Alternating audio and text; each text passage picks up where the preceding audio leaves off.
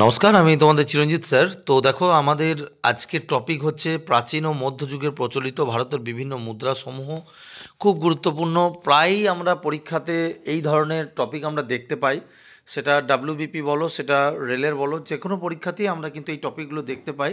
আর তোমাদের topic wise যে যারা প্রথম দেখছো তারা কিন্তু আগের ক্লাসগুলো অবশ্যই আমাদের এই ভিডিওটার পিছনে একদম লাস্টে দেওয়া থাকবে, অথবা তোমাদের মানে যেটা আমাদের প্লে লিস্ট, সেটাও কিন্তু তোমরা এটা সার্চ করে প্লে লিস্টটা দেখে নিতে পারো। প্লে লিস্ট করা আছে, দেখবে আমার চ্যানেলে প্লে লিস্ট করা আছে। ঠিক আছে, খুঁজে দেখে নাও। পরপর একদম ইতিহাস টপিক অনুযায়ী শেষ করে দেবো। তো দেখো, আজকে প্রাচীন ও মধ্যযুগের ভারতের মুদ্রাসমূহ। তো চলো দেখি। মনা, তোমরা প্রত্যেকজনই জানো নিষ্ক মনা দুটো খুব প্রচলিত মুদ্রা ছিল। তো এটা কি মনা কি, এটা ব্যবহৃত কি ধাতু দিয়ে তৈরি, এটা পরীক্ষায় হলে দিয়েছে অনেকবার। কোন ধাতুর তৈরি? মনা হচ্ছে, নিষ্ক মনা দুটি হচ্ছে স্বর্ণ মুদ্রা ছিল। ঠিক আছে, কোন যুগে প্রচলিত মুদ্রা?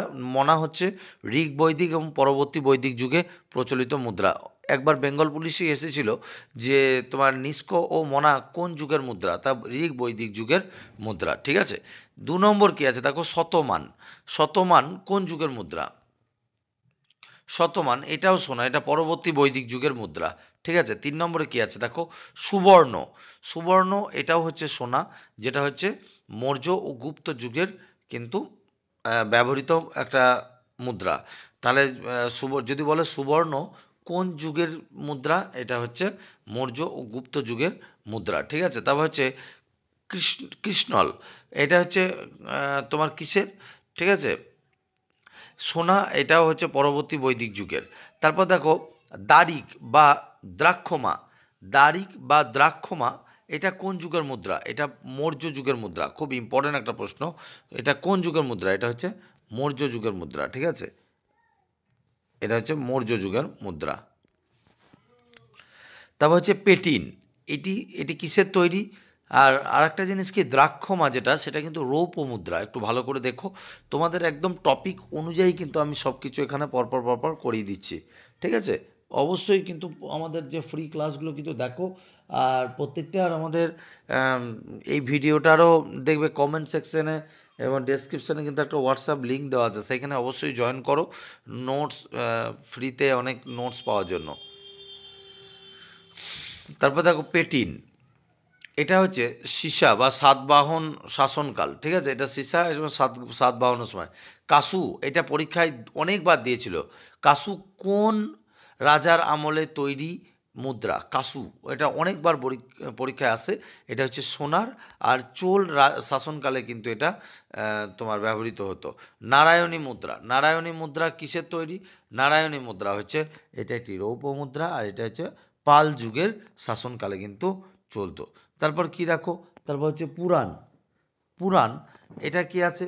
রৌপ্য মুদ্রা, এটা সেন যুগের ব্যবহৃত মুদ্রা। ঠিক আছে, তারপর দেখো কি আছে,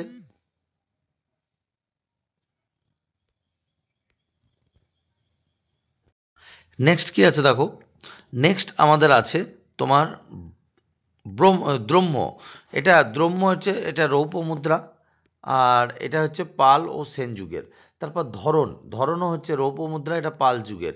এগুলো দেয়, এগুলোকে মানে তোমার একদমই আহ, মানে এড়িয়ে যেও না, এগুলো কিন্তু পরীক্ষা হলে খুব দেয়, খুব দেয়। ঠিক আছে, তারপর কি আছে দেখো, কাকনিক।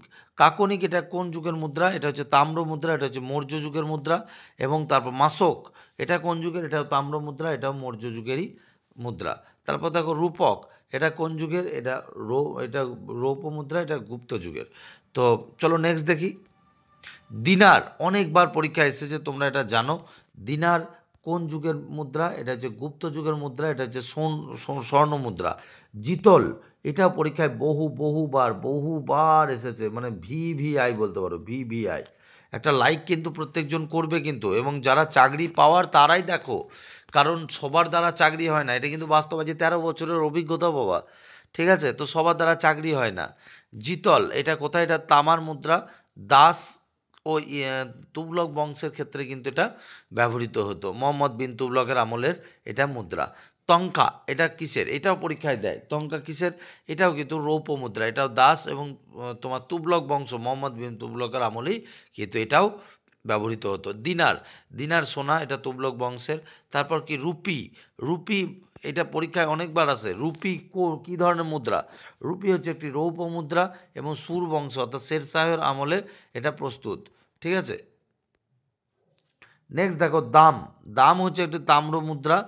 ঠিক আছে, দাম হচ্ছে কি একটি তাম্র মুদ্রা এবং এটা সুর বংশ অর্থাৎ শেরশাহের আমলে।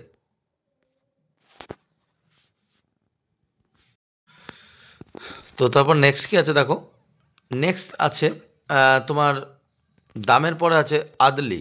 ঠিক আছে, আদলি এটা কিসের? আদালি হচ্ছে এটা রৌপ্য মুদ্রা এবং তুগলক বংশ মোহাম্মদ বিন তুগলকের আমলেই কিন্তু এটা তৈরি। তারপর কি আছে দেখো, তারপরে আমরা দেখব যেটা তোমার হচ্ছে আশরিফ। এটা কোটা, এটা সোনা, এটা সুর বংশের ও মুঘল যুগে আকবরের আমলে। হ্যাঁ, আশরফি খুবই ইম্পর্টেন্ট। তারপর কি আছে দেখো, ইলাহি রৌপ্য মুদ্রা এবং মুঘল আমলের মুদ্রা।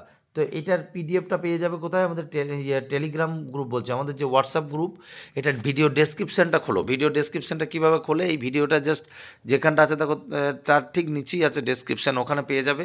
আর ভালো কথা, যারা ভর্তি হতে চাইছো, তোমরা যারা মনে করছো যে স্যার এখনও সময় আছে, তোমরা জানো পরীক্ষার ডেট অনেকটাই পিছিয়েছে, তো সেই জায়গায় যারা নতুন অনলাইনে এবং অফলাইনে পড়তে চাইছো, তোমরা এই নম্বরে কিন্তু যোগাযোগ করে নিও। ঠিক আছে, আমাদের অফলাইন ব্রাঞ্চ কোথায় আছে? রানাঘাট আছে। চোখ বুঝে তুমি ভর্তি হতে পারো, বিশ্বস্ত ব্রাঞ্চ। এবং তোমাদেরকে বলতে পারি যে যারা ব্রাঞ্চে পড়বে বা অনলাইনে পড়বে, তাদের দায়িত্ব নিয়ে পড়ানোর দায়িত্ব আমাদের থাকবে। তুমি এবার তোমাকে তো পড়তে হবে, তো যারা ভর্তি হতে চাও হয়ে যাও। All the best. আর নেক্সট ভিডিওতে আবার দেখা হচ্ছে। ঠিক আছে।